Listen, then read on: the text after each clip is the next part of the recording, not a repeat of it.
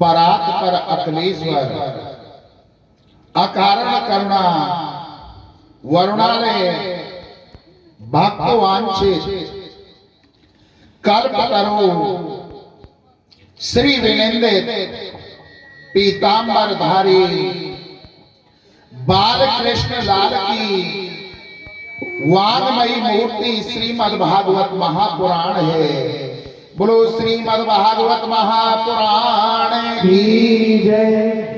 बोलो सुखदेव जी महाराज की जय। बोलो परीक्षित जी महाराज की जय। बोलो वस्ती माता की जय। बोलो गौ माता की जय। बोलो गंगा मैया की जय। बोलो जमुना मैया की जय। बोलो आज के आनंद की जय। बोलो बागेश्वर धाम की जय। बोलो सन्यासी बाबा की जय। बोलो दादा गुरु महाराज की जय। बोलो अपने अपने मताए बाप की जय। जय जय श्री राधे श्याम।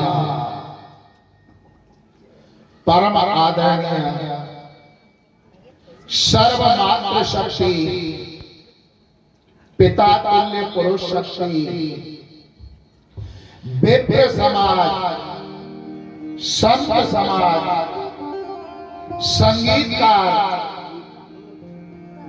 भक्त श्रोता और जहां तक मेरी आवाज जा रही है वहां तक के सभी भक्त प्रेमियों को मैं डॉक्टर संजय भारद्वाज व्यासपीठ से चरणों में कोट कोट नमन करता हूं। बोलो राधे राधे। सिया राम में सब जग जानी, भैया करो प्रणाम जोर जोग पानी, करो प्रणाम जोर जोग पानी। आज तृतीय दिवस की कथा में प्रवेश करने से पूर्व जो कलयुग के अवतारी हैं, जिनका चारों युग में प्रताप है, ऐसे वीर बलवंत हनुमंत लाल के चरणों में हम प्रार्थना करते हैं। कथा प्रारंभ होत है, आओ वीर हनुमान, आसन आए विराज कर, करो सर्व कल्याण। अगर भगवान की कथा का कोई सच्चा वक्ता है तो हनुमान जी महाराज हैं, और अगर कोई सच्चा श्रोता है वो भी हनुमान जी महाराज हैं। ऐसे वीर बलवंत हनुमंत लाल के चरणों में हम दंडवत प्रार्थना करते हैं। श्री सुखदेव जी महाराज कहते हैं कि हे राजा, आपने जो ये प्रश्न किया, जल्दी मरने वाले की मुक्ति का क्या उपाय है, ये केवल आपके लिए प्रश्न नहीं है, ये तो पूरे समाज के उत्थान के लिए प्रश्न किया है।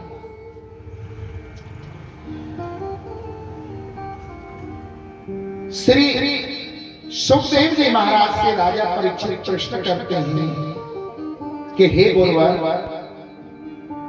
मैंने सुना है कि भगवान ने वाराह अवतार रूप धारण किया, क्या सुअर का रूप धारण किया, उस कथा को मुझे जरा विस्तार से सुनाइए ना।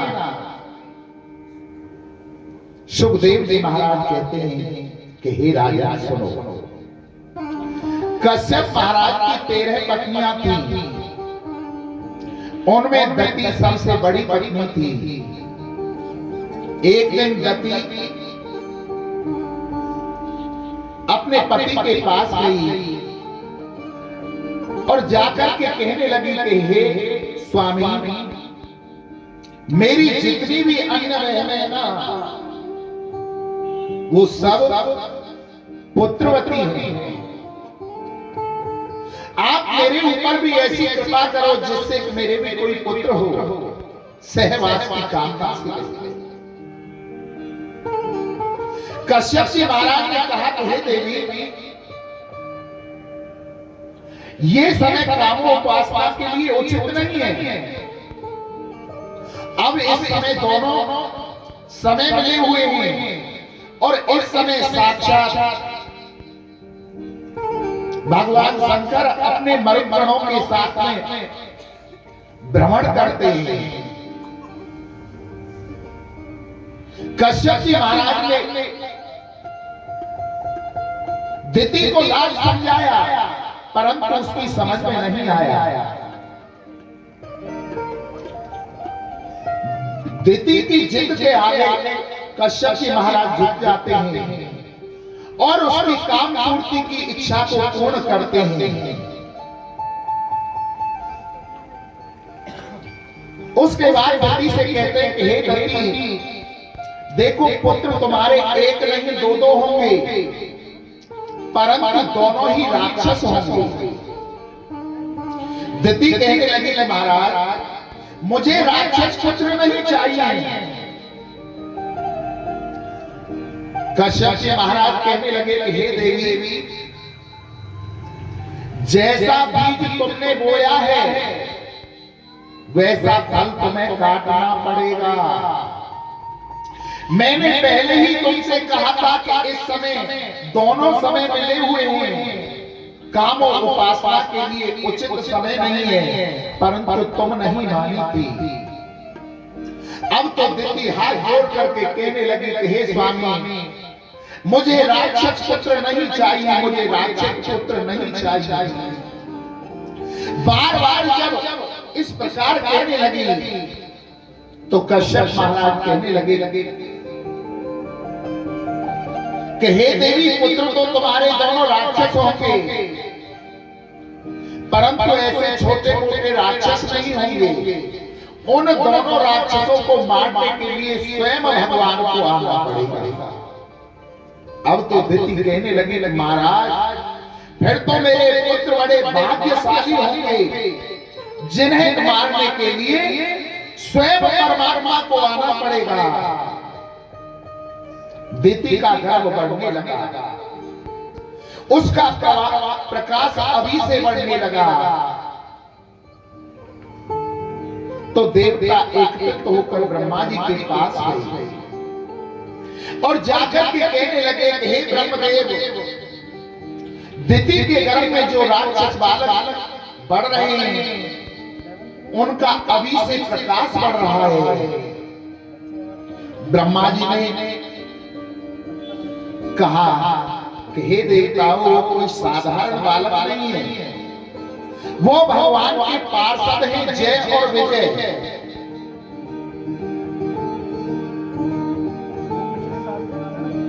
जय और विजय भगवान के पार्षद हैं। एको पारसो मह्यम जयो विजयो एवच कर्तसी कृतं मायुद्धो बहवः कातामृतिक्रमः। ब्रह्मा जी ने कहा कि मेरे मानस पुत्र से सर्वप्रथम जिनका अवतार हुआ, सनक, सनंदन, सनातन और सनत कुमार, चारों भाई एक बार विष्णु लोक में विष्णु जी के दर्शन करने के लिए गए। उस समय भगवान विष्णु शयन कर रहे थे, विश्राम कर रहे थे। जब चारों भाई वहां पहुंचे तो द्वारपाल थे जय और विजय। जय और विजय ने सनक, सनंदन, सनत कुमार चारों भाइयों को रोक दिया। उन चारों भाइयों को क्रोध आ गया और कहा कि हम तो भगवान के दर्शन करने के लिए वैकुंठ लोक धाम आए हैं और तुम राक्षसों वाला काम कर रहे हो, भगवान से नहीं मिलने दे रहे हो। क्रोध में आकर के उन चारों भाइयों ने जय और विजय को श्राप दे दिया कि जाओ तुम राक्षस बन जाओ। कभी क्रोध नहीं करना चाहिए।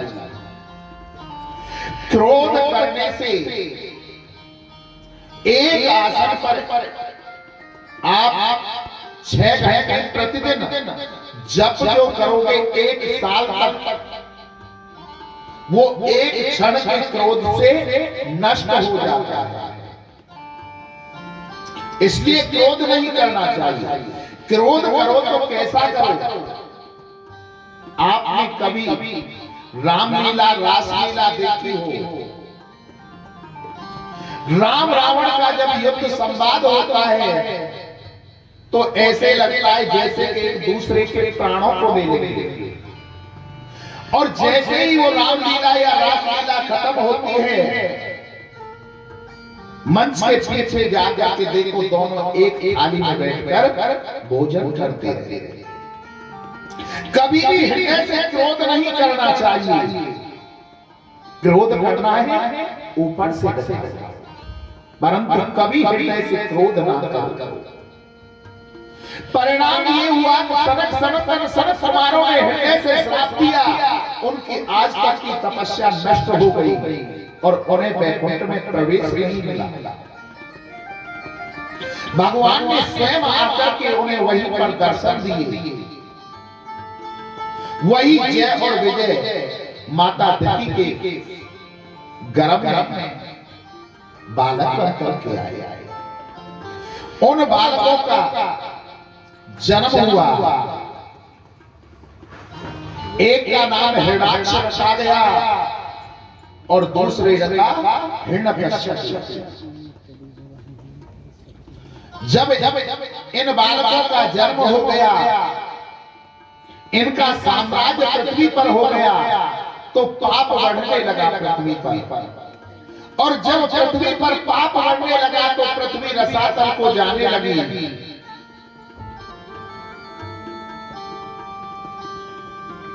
देवता एकत्रित होकर के ब्रह्मा जी के पास गए और जाकर के कहने लगे कि हे ब्रह्मदेव, हे ब्रह्मदेव, राक्षसों का ऐसा प्रभाव हो रहा है, पृथ्वी रसातल में जा रही है, कोई जीव जीवित नहीं बचेगा अगर पृथ्वी रसातल में चली जाएगी। इतनी बार हो ही रही थी कि भगवान को छींक आ जाती है ब्रह्मा जी को। और जैसे ही छींक आई कि नासिका के माध्यम से वारा भगवान प्रकट हो गए। बोलो वारा भगवान की। और देखते ही देखते अब तो वारा भगवान ने बड़ा विशाल रूप धारण कर लिया और कहा कि प्रभु मेरे लिए क्या है? बोले तुम्हें रसातल में पृथ्वी को जा रही है, उसको बचाना है। मैंने इस पृथ्वी को रचा है, इस पर सारी सृष्टि को रचा है, जीव जंतु इन सब की रचना की है। पृथ्वी, जल, आकाश, तेज, इन सब से मिलकर मैंने रचना की है। और वो पृथ्वी आज सबको लेकर के रसातल में जा रही है। वारा भगवान ब्रह्मा जी से कहने लगा है कि हे प्रभु, पृथ्वी तो रसातल में नहीं जाएगी, क्योंकि जिस प्रभु ने इस सृष्टि को रचा है वही इस सृष्टि को चला रहा है। सृष्टि को जिस प्रभु ने वही सृष्टि चला रहे हैं।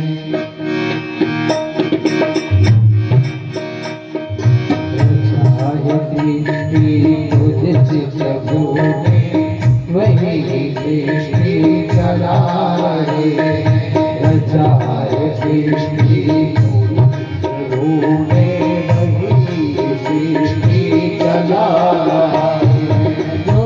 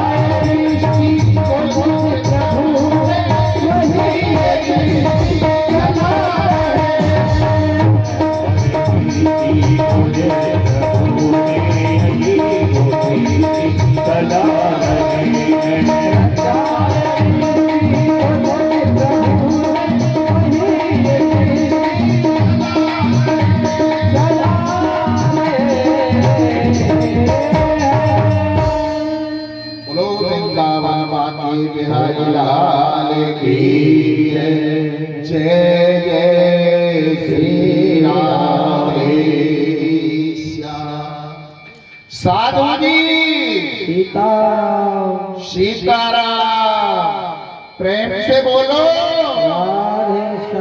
राधे श्याम। अब तो वारा भगवान ने ब्रह्मा जी से कहा कि हे पितामह मेरे लिए क्या क्या है।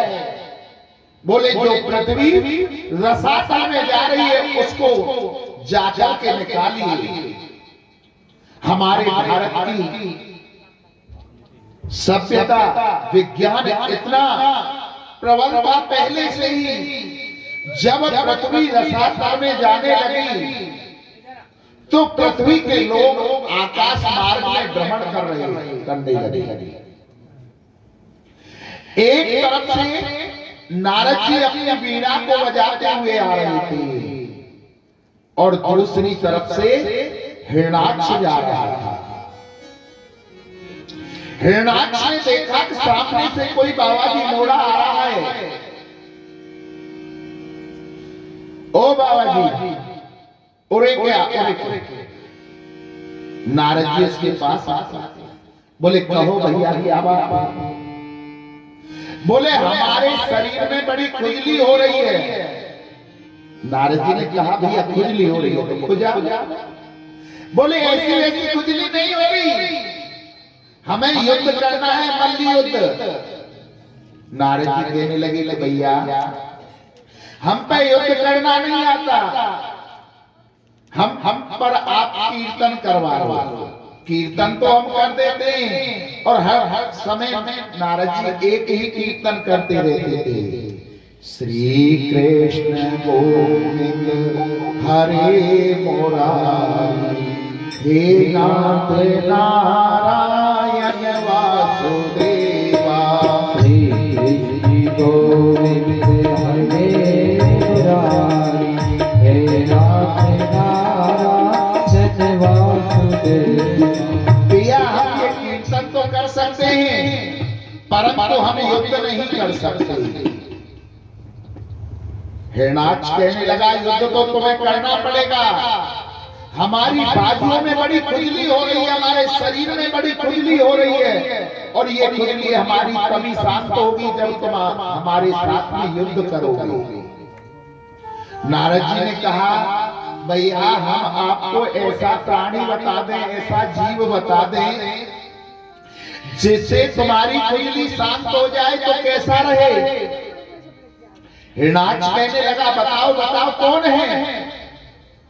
बोले समुद्र के किनारे पर चले जाओ, वहां वाराह पृथ्वी को लेकर के निकल रहा होगा, उससे जाकर के आप युद्ध कर लीजिए तो तुम्हारी सारी खुजली मिट जाएगी। अब तो नारद जी को वहीं पर छोड़ा और हिरणाक्ष पहुंच गया समुद्र के किनारे पर, और जाकर के वहां वाराह भगवान जो पृथ्वी को लेकर के निकल रहे थे उनको छेड़ने लगा। कभी इधर से उंगली करता है, कभी इधर से उंगली करता है, दोनों में युद्ध छिड़ गया। बड़ा भारी भयंकर मल्ल युद्ध हुआ। आज वाराह भगवान ने हिरणाक्ष की नस नस को ढीला कर दिया और अंत में मेरे प्रभु ने ऐसा प्रहार किया, ऐसा प्रहार किया तो उस हिरणाक्ष का सर धड़ से अलग कर दिया। बोलो वाराह भगवान की जय। जो अभिमान रूपी हिरणाक्ष था आज इसको मार दिया और पृथ्वी को लेकर के चलने लगे तो पृथ्वी के मन में अभिमान आ गया कि देखो मैं जरा सी रसातल में क्या गई, मुझे ढूंढते ढूंढते भगवान ने सुअर का वाराह का रूप धारण करके और समुद्र में आ गई। क्यों? सुअर की जो सूंघने की गंध की जो आदत होती है ना वो सबसे ज्यादा होती है। मुझे सूंघते सूंघते रसातल में भी आ गई। भगवान सोचने लगे कि मैंने अभी अभी हिरणाक्ष नाम के राक्षस का अभिमान दूर किया है, उसे मारा है, परंतु पृथ्वी के मन में अभिमान आ गया, इसको भी दूर करना अति आवश्यक है। पृथ्वी से कहा कि हे देवी देखो कितना सुंदर कलवर हो रहा है। पृथ्वी ने देखा तो एक बहुत सुंदर बगीचा था, उसमें पक्षी चहचहा रहे थे। पृथ्वी कहने लगी स्वामी हे प्रभु ये कौन सा लोक है? बोले ये गोलोक है, मेरा वृंदावन धाम है। बोली जब मैं आपकी डालों पर बैठी हुई हूं तो प्रभु ये वृंदावन धाम कहां से आ गया, गोलोक धाम कहां से आ गया? प्रभु कहने लगे चारों धामों के अंदर वृंदावन धाम का नाम नहीं आता है। एक बार प्रयागराज भगवान के पास गई और कहने लगे हे प्रभु जब मुझे ऐसे ही अपमानित आपको करना था तो तीर्थों का राजा मुझे क्यों बनाया?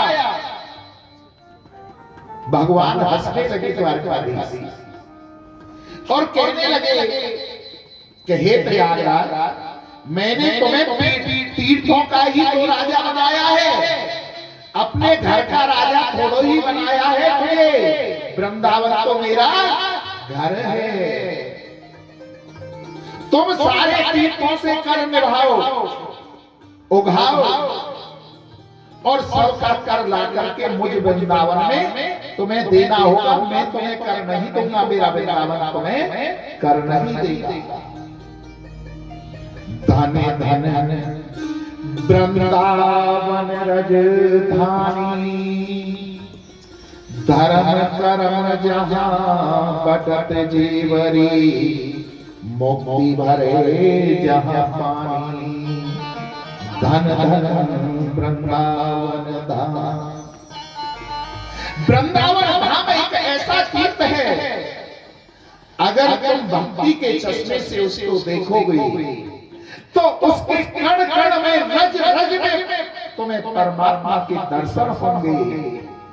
और लौकिक दृष्टि से देखोगे, सांसारिक दृष्टि से देखोगे तो वहां तुम्हें केवल मकान ही नजर आएंगे। प्रभु का वास वहां के एक एक कण में, रज में, पत्ते पत्ते में प्रभु का वास है।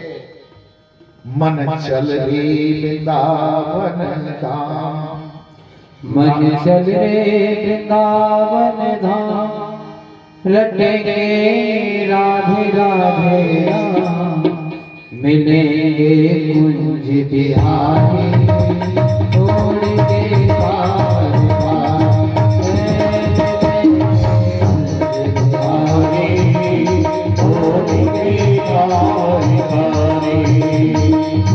मन चले वृंदावन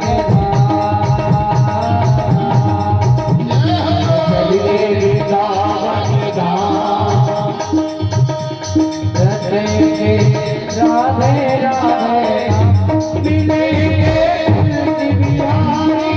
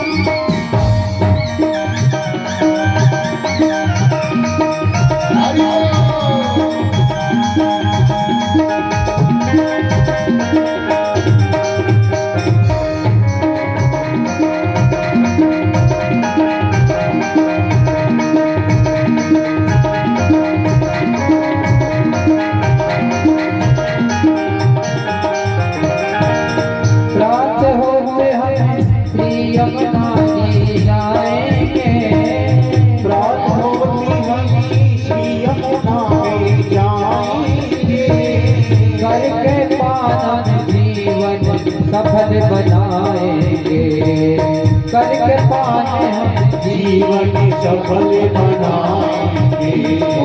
सब तो पूर्ण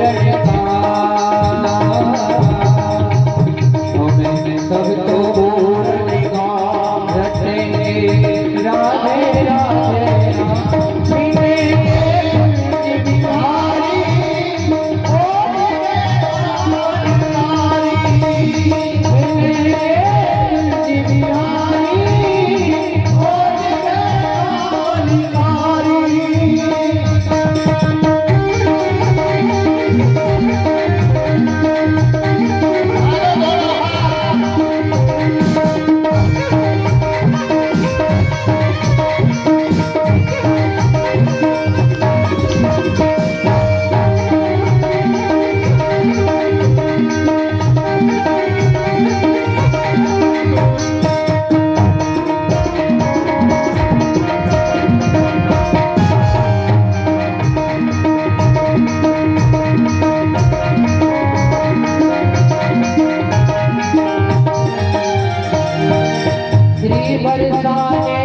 धाम की महिमा नारी है, श्री बरसाने धाम की महिमा नारी है।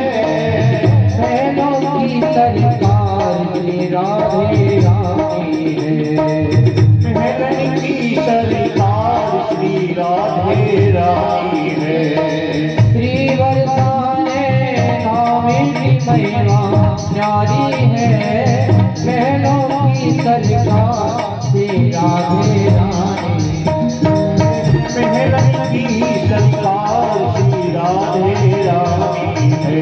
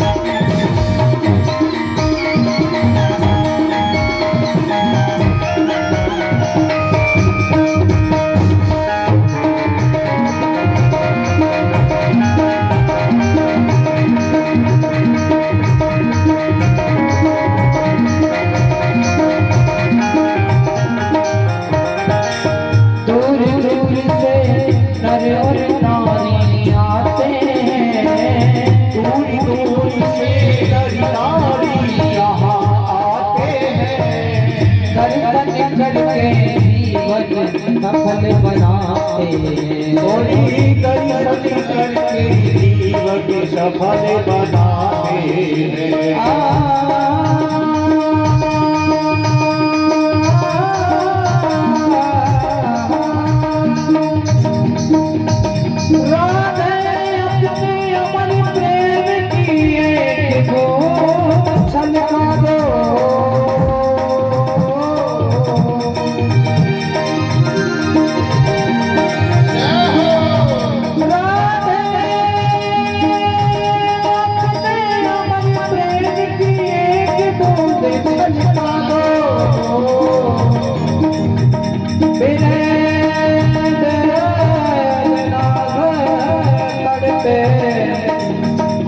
तारों को झटका दो, तारों को झटका दो, राधे तारों को झटका दो।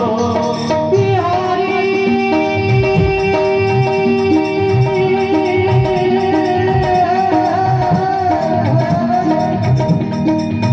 बिहारी जू से हो रहा है मेरी दो बातें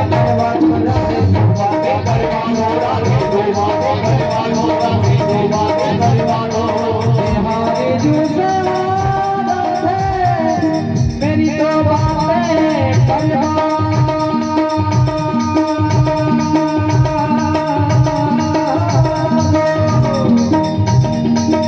पीरी पाटिन को पलका मैंने पीरी निवारण को मनवायो।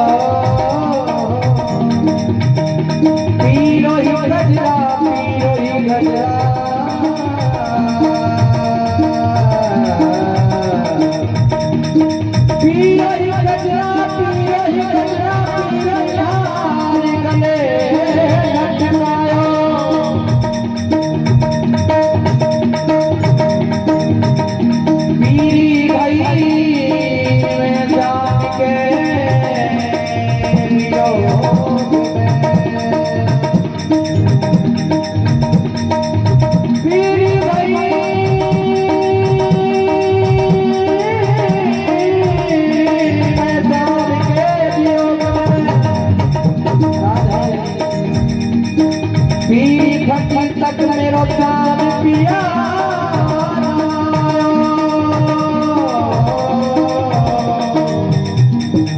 पीरी फटी तक मेरो प्यार पिया अब तो बदनाम में भाई हूँ ब्रिज मंडल में अब तो बदनाम